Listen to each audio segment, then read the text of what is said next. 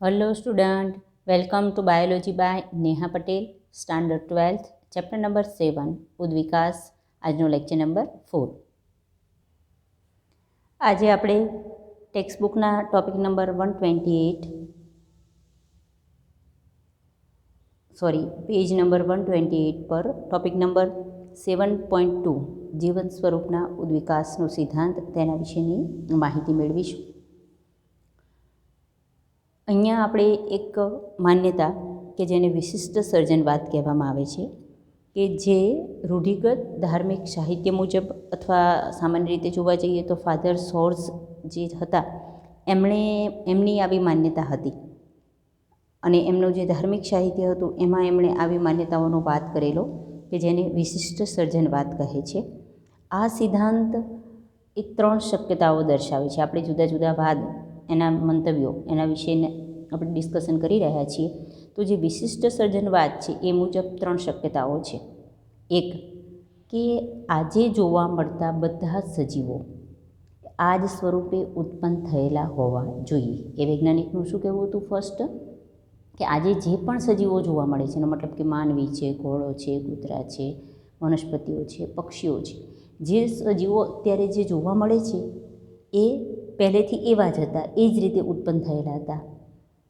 એમાં કોઈ ફેરફાર નથી. મનુષ્ય પહેલેથી, જ્યારે પણ મનુષ્યની જાતિ અસ્તિત્વમાં આવી હશે ત્યારે મનુષ્ય આવો જ હશે, અને અત્યારે પણ એ જ મનુષ્ય એવું જ અસ્તિત્વ ધરાવે છે. ઘોડો છે તો જ્યારે પણ ઘોડાનું નિર્માણ થયું હશે ત્યારે ઘોડા એવા જ હશે. ગુલાબનો છોડ છે તો એવો જ હશે. અનાવૃત બીજધારી વનસ્પતિઓ છે તો એવી જ નિર્માણ થતી હશે. આવી માન્યતા વિશિષ્ટ સર્જનવાદ મુજબ હતી કે આજે જે પણ સજીવો છે એ બધા સજીવો આ સ્વરૂપે ઉત્પન્ન થયા છે.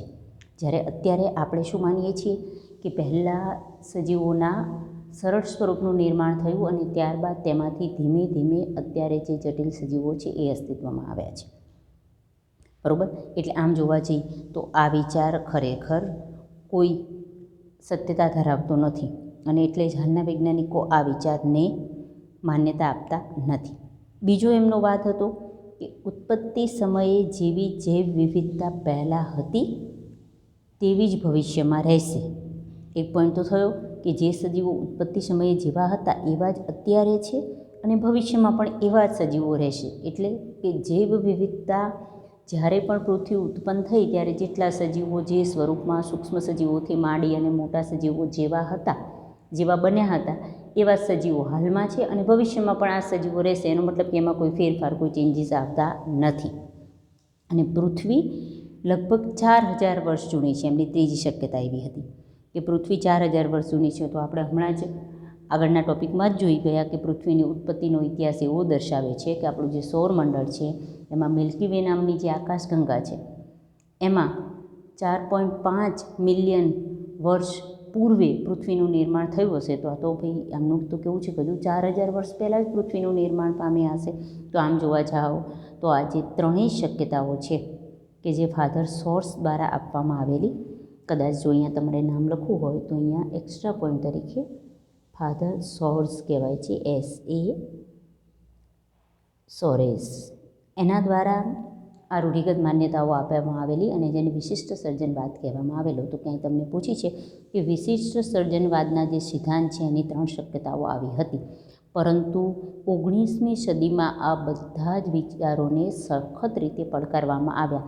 એનો મતલબ કે આ જે વિશિષ્ટ સર્જનવાદની જે 3 શક્યતાઓ હતી એમાંની ખરેખર હાલના જો તમે કોઈ પણ પુરાવા જુઓ તો આમાંની 3 માન્યતાઓ કોઈ સત્યતા દર્શાવતી નથી.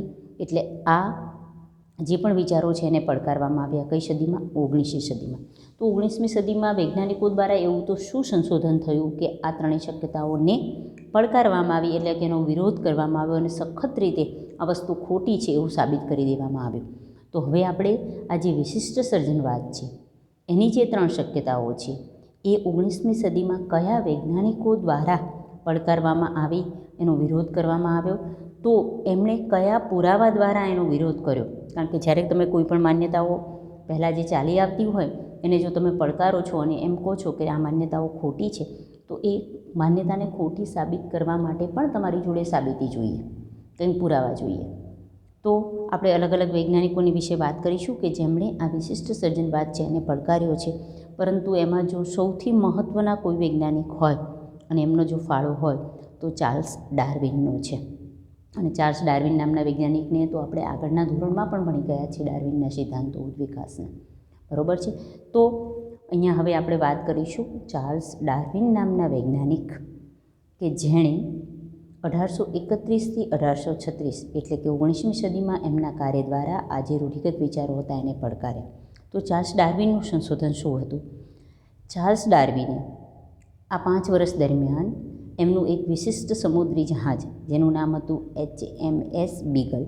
તો અહીંયા આપણે ક્વેશ્ચન માટે કદાચ આ વસ્તુ પણ યાદ રાખવી જોઈએ કે ચાર્લ્સ ડાર્વિન નામના વૈજ્ઞાનિકે એમની સમુદ્રી સફર છે એ 5 વર્ષ કયા 1831થી 1836 દરમિયાન કરી, અને એ એમણે કયા જહાજમાં સમુદ્રી સફર કરી?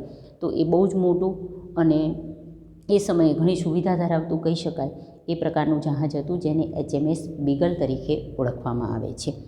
તો આ સમુદ્રી જહાજ લઈ અને એમણે વિશ્વભરની સફર કરી 5 વર્ષ સુધી અને ઘણા બધા ટાપુઓ પર જઈ ત્યાંની વિવિધ વિવિધતાઓ વિશેનું અવલોકન કર્યું, તેમાં શું ચેન્જીસ આવેલા છે, તેમાં શું જુદાપણું જોવા મળે છે, એના બધો જ અભ્યાસ સારી રીતે કરી અને ચાર્લ્સ ડાર્વિને ઉદ્વિકાસના સિદ્ધાંતો આપેલા છે અને જૂના જે વિશિષ્ટ સર્જનવાદ હતો એને એમણે ખોટો સાબિત કર્યો છે.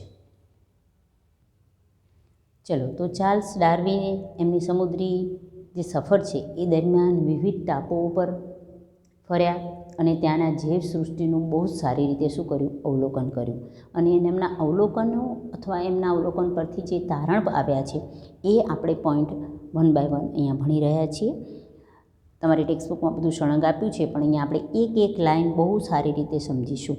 તો તમને ક્યાંય ચાર્લ્સ ડાર્વિનનું સંશોધન કહે છે તો એના વિશે આ માહિતી છે. ચલો, સૌથી પહેલું ચાર્લ્સ ડાર્વિન નામના વૈજ્ઞાનિકે કહ્યું કે પૃથ્વી પરના સજીવો એ માત્ર એકમેક સાથે જ સામ્યતા દર્શાવે છે તેવું નથી, પણ વર્ષો પહેલાંના સજીવો સાથે પણ તેમની સમાનતા છે. બરાબર છે? એટલે એક વસ્તુ તો સાબિત થઈ જ કે પૃથ્વી પર એવા ઘણા સજીવો છે કે જેમાં એકમેક સાથે કંઈક ને કંઈક સામ્યતા રહેલી છે, એ તો છે જ. પરંતુ આ અત્યારે હાજર જે સજીવો છે એ ક્યાંક ને ક્યાંક વર્ષો પહેલાં જે સજીવો હાજર હતા એની સાથે પણ સામ્યતા દર્શાવે છે. તો અહીંથી આપણે સાબિત કરી શકીએ કે વર્ષો પહેલાં જે સજીવો હતા એમાં કંઈક ફેરફાર થઈ અને અત્યારના સજીવો બન્યા છે. એનો મતલબ કે પહેલાંના જે સજીવો હતા એના અમુક લક્ષણો હજુ પણ હાજર સજીવોમાં જોવા મળે છે.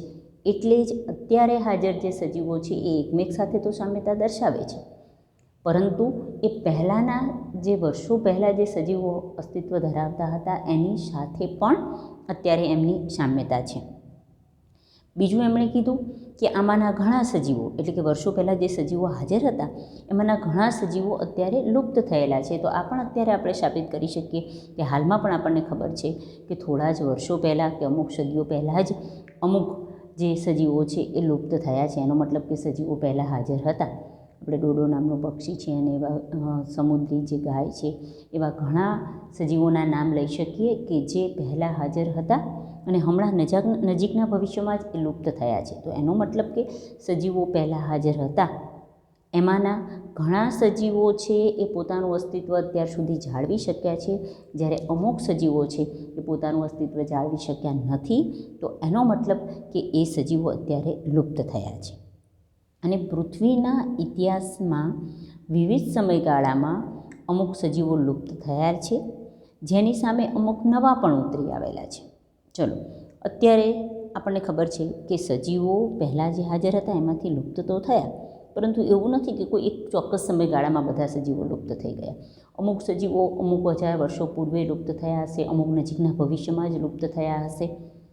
માત્ર સજીવો લુપ્ત થાય છે જ એવું નથી, પરંતુ અત્યારે નવા સજીવો પણ ઉતરી આવે છે. તમે ક્યારેક ન્યૂઝપેપરમાં વાંચતા હોય કે કોઈ સાયન્ટિફિક બુક્સ વાંચતા હોય તો ક્યાંક એવા મેસેજ ઘણીવાર આવે છે કોઈ નવી જાતિનું સંશોધન થયું.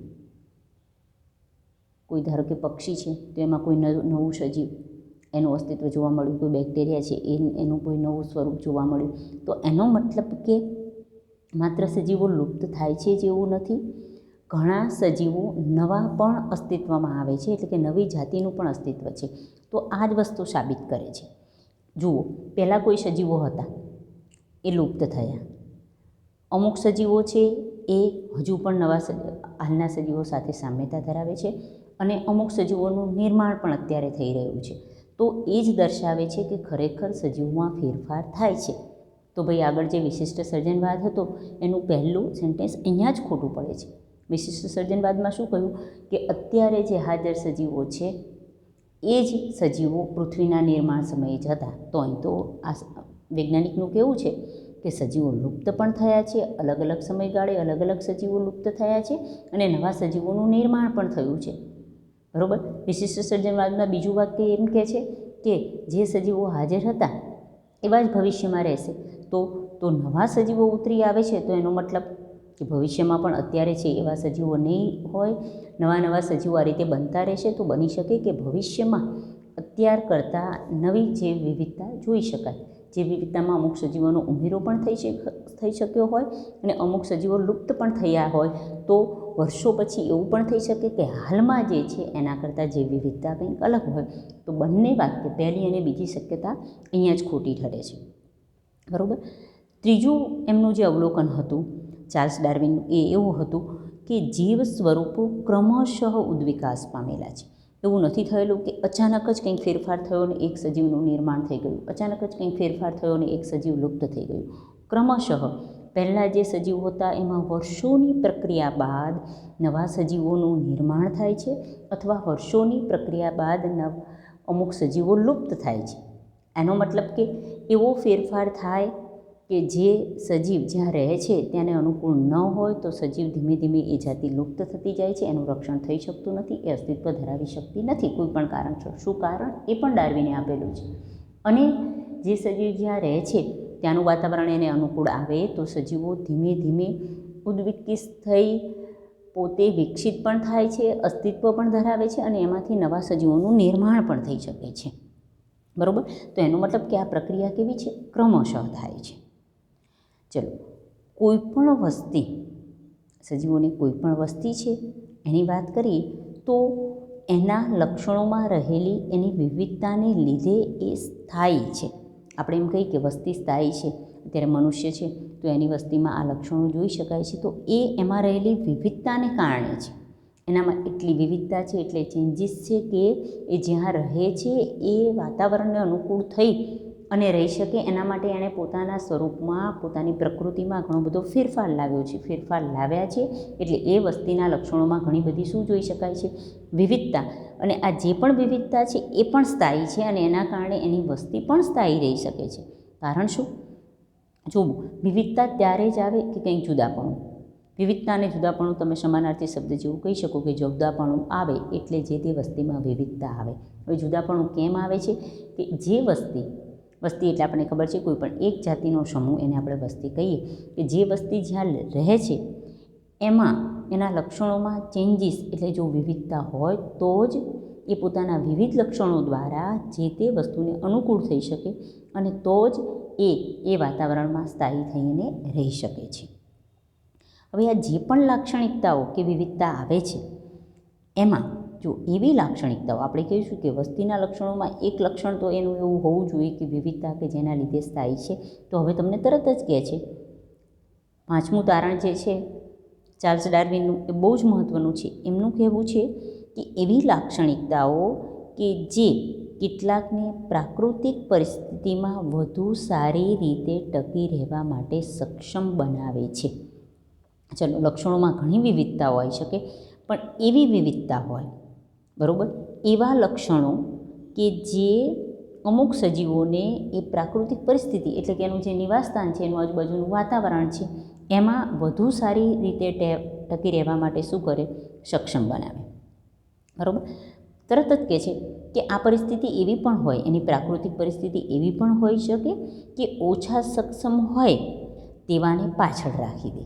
સિમ્પલ વસ્તુ છે કે જે પણ કંઈ ચેન્જીસ થયો છે એમાં જે સજીવો પોતાને અનુકૂલિત કરી દે, એટલે કે તે ટકી રહેવા સક્ષમ હોય તો એ સજીવો ત્યાં ટકી રહે, એટલે સજીવો વચ્ચે પ્રજનન થાય અને એ પ્રકારના સજીવોની વસ્તીમાં શું થાય? વધારો થાય. હવે જો સજીવો સક્ષમ નથી એ પ્રાકૃતિક પરિસ્થિતિમાં ટકી રહેવા, તો એનો મતલબ કે આગળ વિકાસ સાધી શકતા નથી, એ પોતાની વસ્તીમાં વધારો કરી શકતા નથી અને એના કારણે ધીમે ધીમે એ પાછળ રહી જાય છે. એનો મતલબ કે એનું પ્રમાણ વધતું નથી. તો એના પરથી સાબિત થાય કે જે વસ્તી વધુ યોગ્ય તે જ પૃથ્વી પર શું થઈ રહી, ટકી રહે છે. યોગ્યતા અહીંયા કોના આધારે લઈ શકાય? અહીંયા યોગ્યતાનો મતલબ કે એને સારી પ્રજનન ક્ષમતા હોવી જોઈએ. ખરેખર જોવા જઈએ તો યોગ્યતા એટલે કે એ પ્રાકૃતિક પરિસ્થિતિમાં ટકી રહે, એને આપણે યોગ્ય કહીએ. સિમ્પલ વસ્તુ એમનામ પણ તમે સમજો કે કોઈ પણ સજીવ છે ભાઈ, જ્યાં રહો છો વાતાવરણ તમારું જે પણ છે એમાં જો તમે ટકી રહો તો એનો મતલબ કે તમે વિકાસ સાધી શકો. જો તમે એમાં ટકી રહેવા માટે સક્ષમ નથી તો તમે એને સેટ નથી થઈ શકતા આ વાતાવરણને, તો પછી આગળ વિકાસ થતો નથી. બરાબર. અહીં તમને કહે છે કે ડાર્વિનના મત મુજબ અહીં આપણે કીધું કે જે યોગ્ય છે એ પૃથ્વી પર ટકી રહે. તો યોગ્યતા એમણે ફિટનેસ શબ્દ બહુ જ મહત્ત્વનો આપ્યો છે. બરાબર. જે ફિટ રહે છે એ નેચરમાં જે ફિટ હોય એ જ વ્યક્તિ ત્યાં રહી શકે, ટકી શકે ને વિકાસ સાધી શકે. એ ડાર્વિનનું બહુ જ મહત્ત્વનું એક અવલોકન હતું. તો ડાર્વિનના મત પ્રમાણે યોગ્યતા એટલે કે ફિટનેસ માટે એક એમણે મહત્ત્વનું એક ધ્યાનમાં રાખ્યો એ પોઈન્ટ એ હતો કે ફક્ત સારી પ્રજનન ક્ષમતા. સિમ્પલ વસ્તુ કે યોગ્યતા કઈ ટકી રહેવા માટેની, પ્રાકૃતિક પરિસ્થિતિમાં ટકી રહેવા માટેની યોગ્યતા કઈ કે ભાઈ એવું લક્ષણ એ પોતાનામાં વિકસિત કરે, એ એવા ફિટ રહે કે જેના દ્વારા એ પોતાની પ્રજનન ક્ષમતા વધારી શકે અથવા એમની પ્રજનન ક્ષમતા ટકી શકે. સિમ્પલ વસ્તુ છે કે ભાઈ ચલો હું જે તે વાતાવરણમાં કોઈ એક સજીવ ટકી રહે છે તો ખાલી ટકી રહેવાથી કામ થતું નથી. આપણે એ કહીએ કે એની પ્રાકૃતિક પરિસ્થિતિ, અહીં તમને પણ કીધું છે કે પ્રાકૃતિક પરિસ્થિતિનો મતલબ કે એમનું હવામાન છે, ત્યાં એમને જે ખોરાક મળી રહે છે, આજુબાજુ જે ભૌતિક ઘટકો એટલે કે જમીન હાજર છે, વાતાવરણ છે, તાપમાન છે, જે પણ ઘટકો છે એમાં ખાલી ટકી રહેવાથી વસ્તી છે એ સ્થાયી થતી નથી. બરાબર. ટકી રહેવાથી શું થાય? તો ચલો અત્યારે કોઈ સમયગાળો છે 1 વર્ષનો, તો એ 1 વર્ષ દરમિયાન જે સજીવો હાજર છે એના પ્રાકૃતિક પરિસ્થિતિમાં ધારો કે ટકી રહ્યા, પણ સજીવ છે તો એક સમય એવો તો આવશે કે એનું મૃત્યુ થઈ જશે.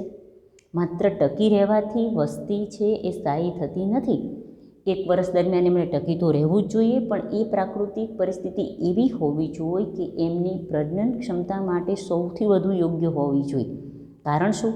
કે એ સમયગાળા દરમિયાન એ પ્રજનન ક્ષમતા દ્વારા નવી સંતતિ પોતાના જેવી જ ઉત્પન્ન કરે અને એ પણ એમાં ટકી રહે, તો જ આગળની પેઢી જ્યારે નાશ પામશે તો આ સજીવો છે એની વસ્તી એવા જગ્યાએ સ્થાયી રહેશે. બરાબર. તો ટકી રહેવું તો જરૂરી છે જ. એમની સક્ષમતા એવી તો હોય જ કે એ આ પ્રાકૃતિક પરિસ્થિતિમાં ટકી તો રહેવા જોઈએ, પણ સૌથી યોગ્યતા કઈ હોવી જોઈએ?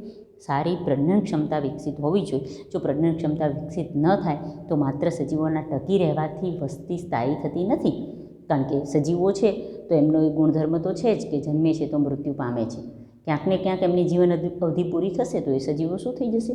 મૃત્યુ પામી જશે અને પછી એ સજીવો ત્યાં અસ્તિત્વ ધરાવશે નહીં. બરાબર. તો અહીંયા ખાસ MCQ માટે પણ ધ્યાન રાખીશું કે ડાર્વિનના મત પ્રમાણે યોગ્યતા એ શું હતી? તો સારી પ્રજનન ક્ષમતા ધરાવવું એ જ એમના માટે સૌથી સારી યોગ્યતા હતી. ચલો આગળ જઈએ. નેક્સ્ટ પોઈન્ટ ડાર્વિનનું કહેવું છે કે જે સજીવો પર્યાવરણમાં યોગ્યતા કેળવે, જે ફિટનેસ ધરાવે, તે આપણને ખબર છે કે સારી પ્રજનન ક્ષમતા ધરાવતા હોય એટલે એ શું કરી શકે? વધુ સંતતિ ઉત્પન્ન કરી શકે.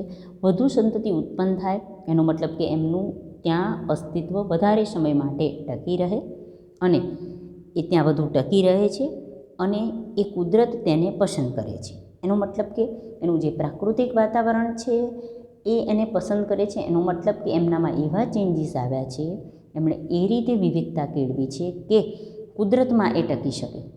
કુદરત જેને પસંદ કરે, નેચર જેને સિલેક્ટ કરે એ જ સજીવ ટકી રહે છે.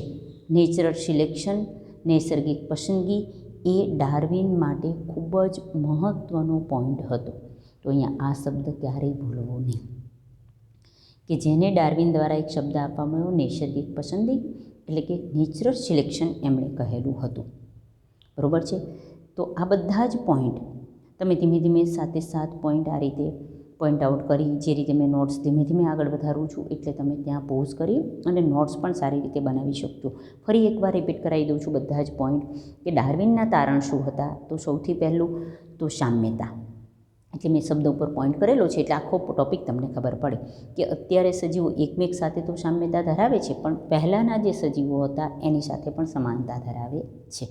બીજો પોઈન્ટ કે ઘણા સજીવો લુપ્ત થયા છે, અલગ અલગ સમયગાળા દરમિયાન લુપ્ત થયા છે અને નવા સજીવોનું નિર્માણ પણ થાય છે. અને આ પ્રક્રિયા ક્રમશઃ વિકાસ દ્વારા થાય છે. કોઈપણ વસ્તીમાં લક્ષણોમાં રહેલી વિવિધતા એ જ એ વસ્તીને સ્થાયી બનાવે છે.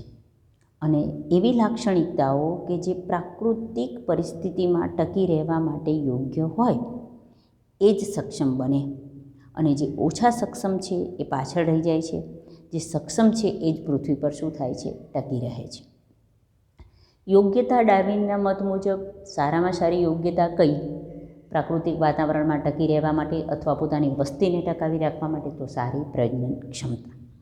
જે સજીવો સારી પ્રજનન ક્ષમતા ધરાવી શકતા હશે એ ટકી રહેશે, પોતાની સંતતિ વધારશે, એટલે વસ્તી પણ ત્યાં વધશે, અને એનો મતલબ કે કુદરત તેમને પસંદ કરે છે. એટલે ડાર્વિન દ્વારા એક શબ્દ આપવામાં આવ્યો છે જેને આપણે કહીશું નૈસર્ગિક પસંદગી. તો હંમેશા ડાર્વિન માટે બે શબ્દ હંમેશા યાદ રાખવા કે એના માટે યોગ્યતા એટલે સારી પ્રજનન ક્ષમતા, MCQ માટે પણ ઘણીવાર પૂછાય છે. અને ડાર્વિન મત માટે એક સૌથી મહત્ત્વનો જો એને પોઈન્ટ જો ધ્યાનમાં લીધો એના અવલોકનોમાં, તે હતું નૈસર્ગિક પસંદગી. ચલો, બીજા એક પ્રકૃતિવિદ હતા જેનું નામ હતું આલ્ફ્રેડ વાલેસ, જેણે પણ મલય આર્કિપેલાગો ટાપુ, આ એક ટાપુનું નામ છે જેનું નામ છે મલય આર્કિપેલાગો, અને જે હાલનું ઇન્ડોનેશિયા છે એ ટાપુ પર એમણે કાર્ય કર્યું અને એમણે ડાર્વિન જેવું જ તારણ આપ્યું છે.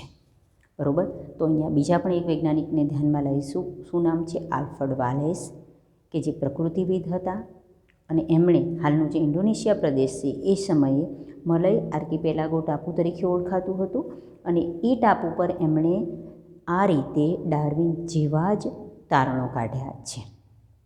અને આ બધા તારણો પરથી આપણે એવું કહી શકીએ કે હાલમાં અસ્તિત્વ ધરાવતા બધા સજીવો સમાનતા દર્શાવે છે, અને હાલમાં જે પણ સજીવો અસ્તિત્વ ધરાવે છે એના પૂર્વજો સામાન્ય છે. એનો મતલબ કે કોઈ એક કોમન, એક સામાન્ય પૂર્વજમાંથી જ અત્યારે જે સજીવો છે એ બધા અસ્તિત્વમાં આવ્યા હશે. અત્યારના સજીવો એના પૂર્વજ કોઈ એક જ છે એવું, જે પૃથ્વીના ઇતિહાસના વિવિધ સમયે અસ્તિત્વ ધરાવતા હતા. આ જે પૂર્વજો હતા એ પૃથ્વીનો ઇતિહાસ જુઓ તો વિવિધ સમયે વિવિધ પૂર્વજો જે તે સજીવોના હાજર હતા. આપણે એમ કહીએ કે સસ્તન વર્ગ તો કોઈ એક પૂર્વજમાંથી અસ્તિત્વમાં આવ્યો છે. બરાબર. સસ્તન છે એ પણ આગળ કોઈ બીજા એક સજીવોમાંથી અસ્તિત્વમાં આવ્યો હશે. તમને અલગ અલગ સમયગાળો કહે છે, જેમ કે પ્રકલ્પયુગ સમય અને કલ્પયુગ. આ અલગ અલગ સમયગાળો છે કે જે દરમિયાન આ અલગ અલગ પૂર્વજો અસ્તિત્વ ધરાવતા હતા અને એમાંથી અત્યારના બધા સજીવો અસ્તિત્વમાં આવ્યા છે. પૃથ્વીનું ભૂસ્તરીય ઇતિહાસ એ તેના જૈવિક ઇતિહાસ સાથે પણ ખૂબ જ સમાનતા દર્શાવે છે. ચલો, ભૂસ્તરીય ઇતિહાસ એટલે શું? કે જ્યારે પણ તમે પૃથ્વીમાં, જમીનમાં ખોદકામ કરો છો તો જેમ જેમ નીચે જતા જાઓ એમ વિવિધ ભૂસ્તર એટલે જમીનના સ્તરો જે જોઈ શકાય, એ સ્તરોનો ઇતિહાસ એટલે કે જેમ જેમ નીચે જાઓ એમ સમજી શકાય કે સૌથી જૂનું સ્તર હશે. જેમ જેમ વર્ષો વીતતા જતા હશે એના પર અલગ અલગ સ્તરોનું નિર્માણ થતું ગયું હશે. તો અત્યારે જે સ્તર છે હાલમાં, ક્યાંક તમે આ રીતે ભૂસ્તરીય વાત કરો તો અહીંયા તમને થોડું દર્શાવું કે આ રીતે ધારો કે આ જમીનનું સૌથી ઉપરનું લેયર છે. તમે જ્યારે આ રીતે જમીનના અલગ અલગ લેયરો ધારો કે હાજર છે અને તમે ખોદકામ કરી અને અહીંયા ધારો કે આટલા જાઓ છો, ખોદકામ કરીને આટલે જાઓ છો, આ છે, તો આ બધા અલગ અલગ ભૂસ્તર છે. તો આ એનો ભૂસ્તરીય ઇતિહાસ કહી શકાય. આ જૂનામાં જૂનું ભૂસ્તર છે, એના પછીનું હોઈ શકે, એના પછીનું અત્યારે આ વર્તમાન ભૂસ્તર. બરાબર. તો એનો ભૂસ્તરીય ઇતિહાસ અને એનો જૈવિક ઇતિહાસ એકબીજા સાથે સમાનતા ધરાવે છે. એ જ સાબિત કરે, કારણ કે વર્ષો પહેલાં અહીંયા કોઈક સજીવો હાજર હશે, જૈવિક સજીવો, બરાબર, તો એના પર આ લેયર થઈ ગયા હોય, તો ક્યાંક એના અસ્મિઓ અહીંયા હાજર હોય. પછી ધારો કે અહીંયા જે સજીવો હાજર હતા એ નાશ પામે, તો અહીંયા ક્યાંક કોઈ ઘટકો હાજર હોય. પછી ધારો કે અહીંયા સજીવો હાજર હતા એ નાશ પામે. પછી હાલમાં અત્યારે જે સજીવો હાજર છે અહીંયા આપણે જોઈ શકીએ છીએ. તો એનો મતલબ કે જે રીતે ભૂસ્તરમાં નીચે જાઓ છો તો એનો ભૂસ્તરીય ઇતિહાસ અને એનો જૈવિક ઇતિહાસ એકબીજા સાથે સામ્યતા ધરાવે છે. જેમ જમીનમાં નીચે જાઓ છો અહીંયા તો આટલા વર્ષો પહેલાં જે પણ સજીવો હાજર હતા એ જોઈ શકાય છે. અહીંયા નીચે જાઓ તો આટલા વર્ષો પહેલાં જે સજીવો હાજર હતા એ જોઈ શકાય. એનાથી નીચે જેટલું નીચે જતા જાઓ છો એમ ભૂસ્તરનો ઇતિહાસ જાણી શકાય. તો એ સમયે હાજર જૈવિક સજીવોનો ઇતિહાસ પણ એના દ્વારા શું કરી શકાય છે, જાણી શકાય છે, બરાબર. તો અહીંયા યાદ રાખશું કે હંમેશા પૃથ્વીનો ભૂસ્તરીય ઇતિહાસ અને એનો જૈવિક ઇતિહાસ સાથે ખૂબ જ સમાનતા ધરાવે છે. આમ સામાન્ય તારણ છે કે પૃથ્વી હજારો વર્ષ નહીં પણ કેટલા વર્ષો, અબજો વર્ષ જૂની છે. તો આ તારણ છે એ વિશિષ્ટ સર્જનવાદ એની ત્રીજી માન્યતાને ખોટી ઠેરવે છે. વિશિષ્ટ સર્જનવાદ એમાં જે ફાધર સોરેસ હતા એમનું કહેવું શું હતું કે પૃથ્વી 4000 વર્ષ જૂની છે. ત્રીજી શક્યતા, આપણે જે ટોપિકના શરૂઆતમાં જ, આજના લેક્ચરના શરૂઆતમાં જે 3 શક્યતા હતી એ ત્રણેય શક્યતા આ રીતે આ બધા વાદ દ્વારા ખોટી પડે છે, બરાબર. આટલો બધો જૂનો ભૂસ્તરીય ઇતિહાસ જોઈએ તો કેટલા હજારો વર્ષ પહેલાંની માહિતી આપણને જમીનમાંથી નીચે મળે છે. તો એનો મતલબ કે પૃથ્વી કંઈ 4000 વર્ષ જૂની નથી, પૃથ્વી છે અબજો વર્ષ જૂની હશે. અને તમને અલગ અલગ ઇતિહાસના અલગ અલગ સમયગાળામાં જે સજીવો અસ્તિત્વ ધરાવતા હશે એમાં પ્રકલ્પયુગ કયો છે એ ઇપકોસ તરીકે ઓળખાય છે. પછી સમય છે એને આપણે પીરિયડ કહીએ છીએ, અને કલ્પયુગ કે જે એરા તરીકે ઓળખાય છે. ખાલી અહીં તમને માહિતી છે કે પ્રકલ્પયુગ, સમય અને કલ્પયુગ છે એ શું છે, તો એ અલગ અલગ સમયગાળો એનો ઐતિહાસિક ઘટકો દર્શાવે છે કે એ સમય દરમિયાન બધાના પૂર્વજો કેવા હતા, સામાન્ય હતા, બરાબર. એટલે ઇન શોર્ટ એક કોઈ સામાન્ય પૂર્વજ એમાંથી ધીમે ધીમે અત્યારના સજીવો અસ્તિત્વમાં આવ્યા છે. તો આજના લેક્ચરમાં આપણે શું સમજ્યા છીએ, તમારો ટોપિક નંબર 7.2 આખો અહીંયા આપણો પૂરો કરીએ છીએ, જે તમારા પેજ નંબર 128 અને 129 પર આપેલો છે કે વિશિષ્ટ સર્જનવાદ શું હતો, એની 3 શક્યતાઓ શું. 19મી સદીમાં આ સર્જનવાદને પડકારવામાં આવ્યો છે ડાર્વિન દ્વારા અને આલ્ફ્રેડ વાલેસના અવલોકન દ્વારા. ડાર્વિને HMS બીગલ નામના સમુદ્રી જહાજમાં 5 વર્ષ દરમિયાન જે અલગ અલગ ટાપુઓ પર જે વિવિધતાનું અવલોકન કર્યું અને એમણે અલગ અલગ તારણો કાઢ્યા, અને એ તારણો દ્વારા એમણે આ જે વિશિષ્ટ સર્જનવાદ છે એના બધી જ જે શક્યતાઓ છે એને ખોટી ઠેરવી છે કે ખરેખર જે વિશિષ્ટ સર્જનવાદની 3 શક્યતાઓ હતું એવું કંઈ થયેલું નથી. તો ઇન શોર્ટ અહીંયા આપણે ટોપિક 7.2 અહીંયા આપણે આજે પૂરો કરીએ છીએ અને આની સાથે આજનો લેક્ચર પણ પૂરો કરીએ છીએ. જય હિન્દ.